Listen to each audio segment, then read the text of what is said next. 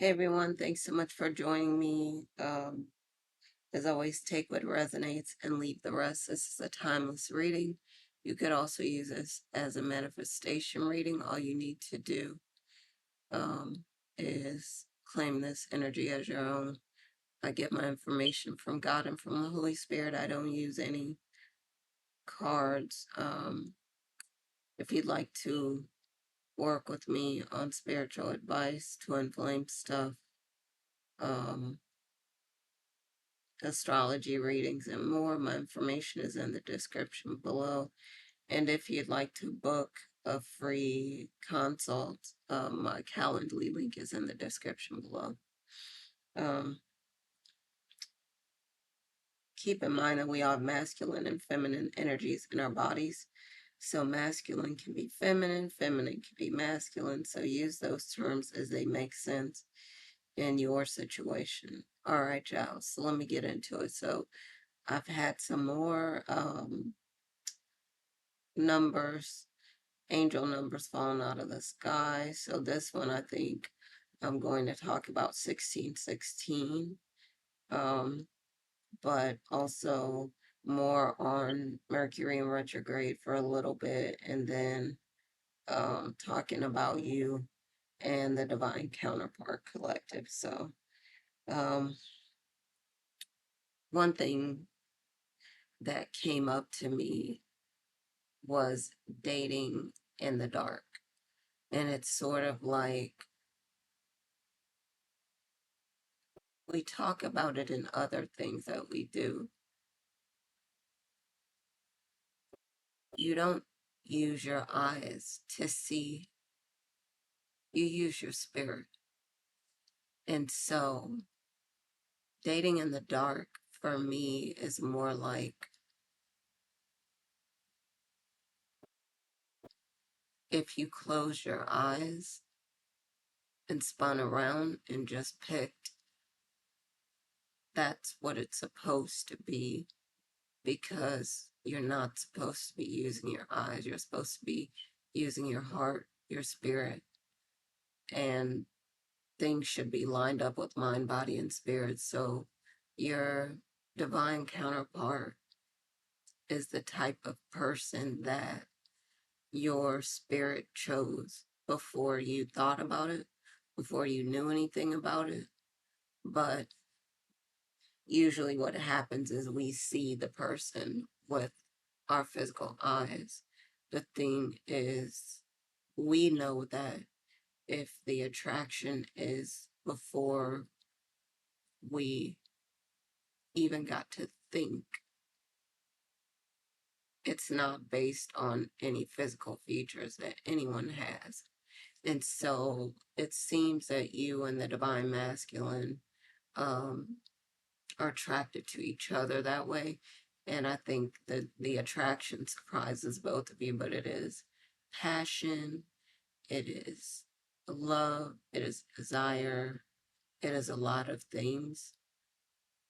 But overall, it is a spiritual connection that you share, and you can't seem to get away from each other. And you might try and you might say, well, maybe the best thing to do is just, to take some space. And then the spirit drags you back and it's like, no, you're not going to take any space. You're like, but I just need a breather or something. And the spirit is like, well, no, you're not going to get a breather. Um, you have to come back. And they might think, you know, well, they're gonna have some air, take some time, some space, and they can't.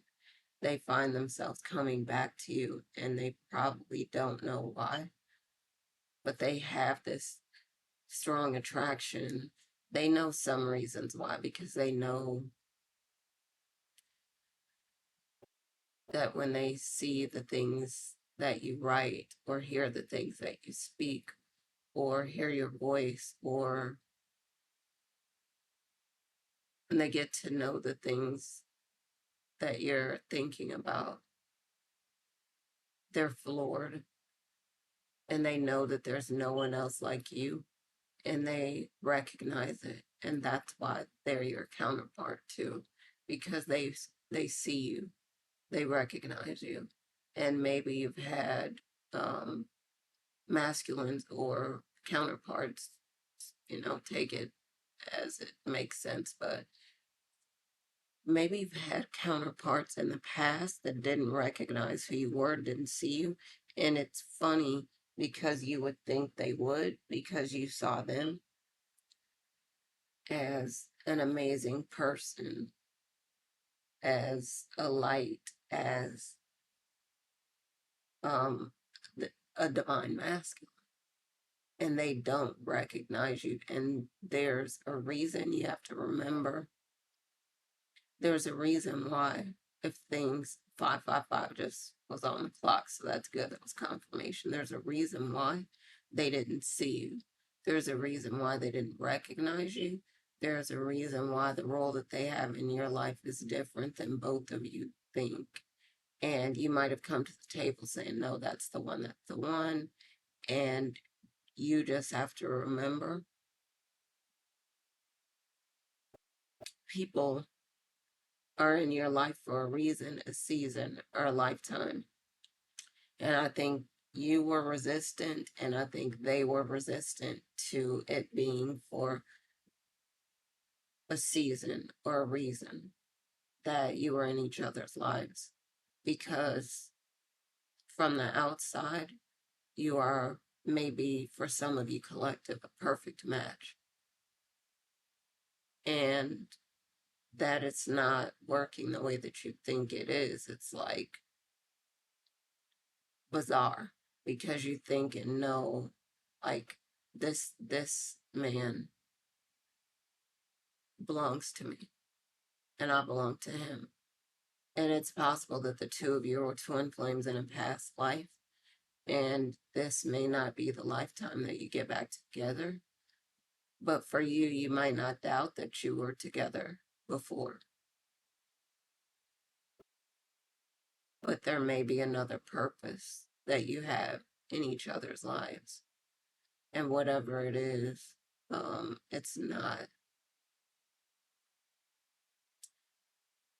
it's not what you think. But for some of you, you have several options in love. You have a new love that might be coming in, and the new love is, like I said, the two of you recognize each other. For some of you, you have several options, but you might have a new love still that you haven't met. And for some of you, you have met the new love coming in, excuse me, and they're saying, nah, they can't walk away. And they're surprised, and they, like, the two of you, people see you together, if they've seen you together, they had, you know, comments about it. They're like, this is a beautiful couple. They are both knockouts. They're both fantastic. Like, they have style, they have like charisma, they're fun, they're charming, they're sweet. They can be the world's sweethearts. And people, if the two of you, if people have seen you together, they see you as a couple and they're like, this is the standard for the couple. So the two of you are beautiful together. And I mean, people would have said the same thing for you in the former masculine too. But the new love, they're beautiful. And you, collective, have been glowing up, looking good, feeling like $1 billion, energized. You're working on your health. You're working on doing all the things you need to do to get the bag. If you might have already gotten the bag, you might not have gotten the contract from the place that you expected, but it's from a different place. And you might not have gotten the finances from the place where you thought, but it's a different place, but it's even more than you ever knew that you could get.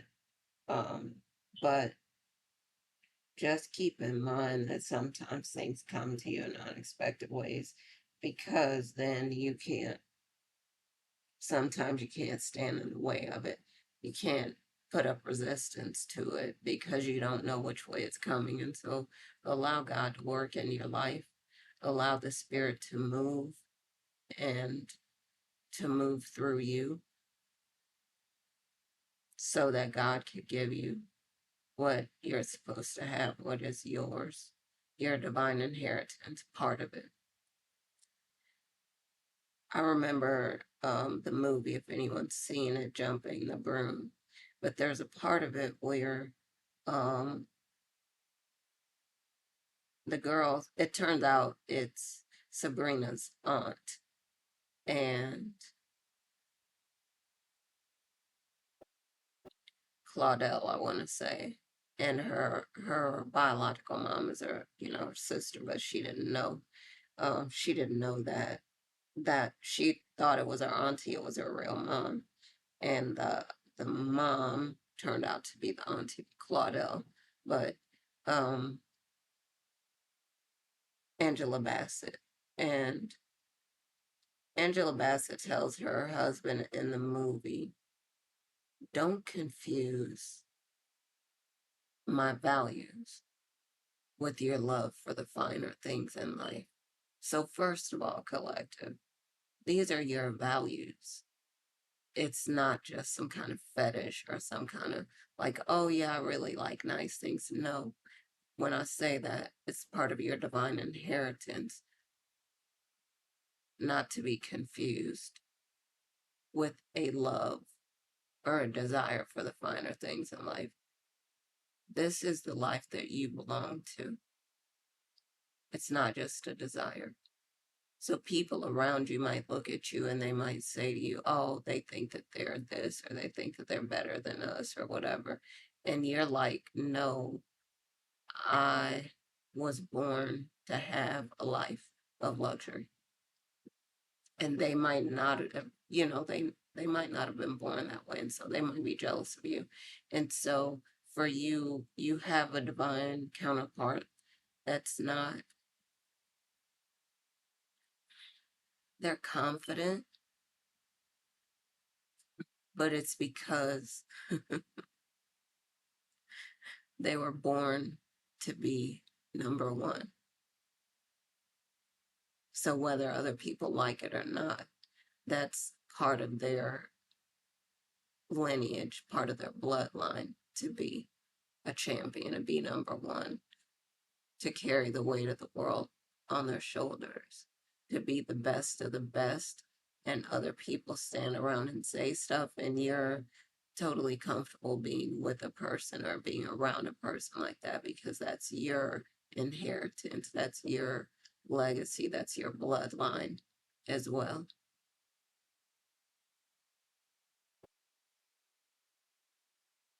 So people might accuse them of being like arrogant or something, and you're like, well, I can't that they're arrogant. Why? Then you know that they belong to you. You belong to the same purpose, belong to the same level of existence and functioning. And sometimes those things cannot be spoken. There's a saying that goes, those who know don't say, those who say don't know. So this is what you have coming in. So your divine counterpart is mighty, and you are too, collected. And I think a lot of people around you don't understand it. So they know that a lot of them just can't stand your energy because it is way too high and way too powerful. And you can't, like, everyone can't go with you to the top. That's just the way it is. Um, all right, so I said I would talk a little bit about Mercury in retrogrades. There's been communication issues, and with Mercury in retrograde, it can be a lot. But one of those things is can be communication issues. People can be breaking up, arguing, fighting with each other when they don't usually. There could be issues with the news not getting to people. There could be issues with leaders rising, leaders falling, foundations crumbling. foundations being built. There can be issues with you feeling like you don't understand things, or like you have a difficult time explaining things when you're usually pretty sharp or pretty quick. Um, there can be issues with technology, internet glitches, systems might be going down. You might have issues with travel, your vehicles might be having problems. Um, there can be a lot of things going on right now, some upsets, some people winning that you didn't expect to win, and some people losing that you didn't expect to lose. Um, people's masks slipping, but dating in the dark, again, I'm bringing it back to your remembrance because it's important. Again, dating in the dark, you're not looking with your physical eyes, you're looking with your spiritual eyes, and you see something that is, the Bible says, the natural man, it would be foolishness to them. But because you're spiritual, because in the Bible it says you have the mind of Christ, you see and can judge these things and can understand what a natural person cannot understand. So you don't need any physical eyes. You need the spirit, sees all, knows all, is everywhere at all times. All right, y'all. So I might come back to that another time, but 1616 is a number I said that I would look at. Um, so this, I don't know if this has come up before, but like I was saying, 555 had come up before, and now 1616 has come up. And so part of it is saying 1616 means finding inner strength. It could be letting go of your past disappointments because those things are holding you back. And I was listening to something um, that was saying how it's important to, like, there might have been traumas, there might have been things that happened to you in the past. Stop replaying those things in your mind. They'll only bring you down, they'll hurt you. You get to choose. You don't have to relive those moments over and over again. Focus on things that will serve you.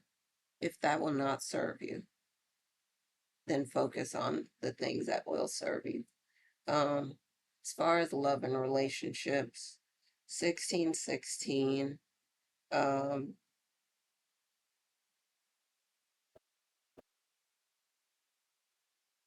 could be focused on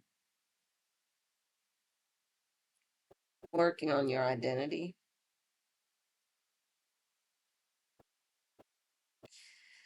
Um,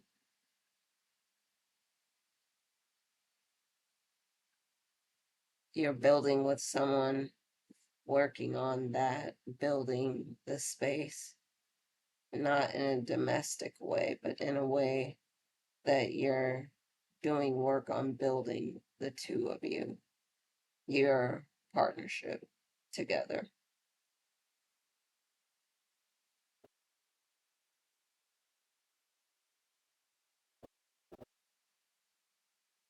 What you're building together is the foundation. Um,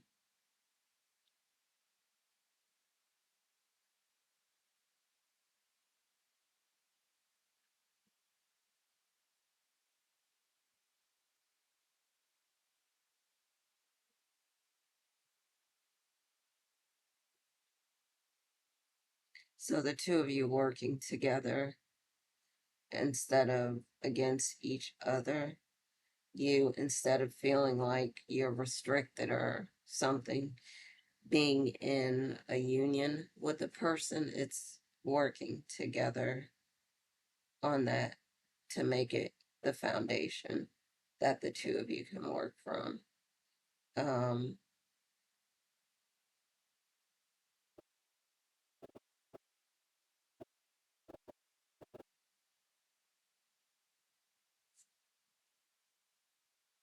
it seems like a kind of freedom that you have as you're building your home.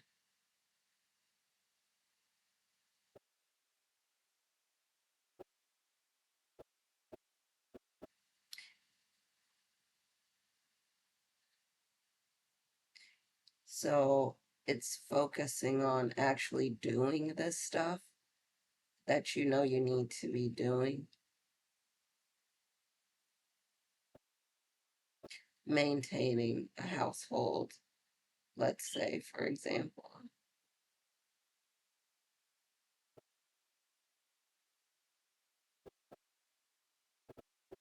So the home, for example, whether it's a person or a location or building, becomes the place that you work on things, that you maintain, that you take care of.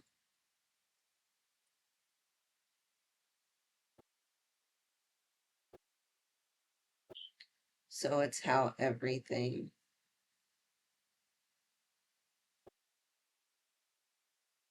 is inhabited and maintained.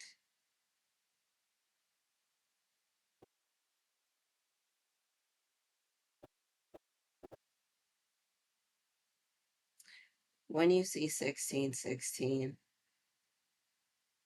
it talks about if you've been putting something off, thinking about this, what have you been putting off? If it's something you need to talk about, something you need to rearrange, something you need to repair, do the things that you know you need to do and keep doing those things.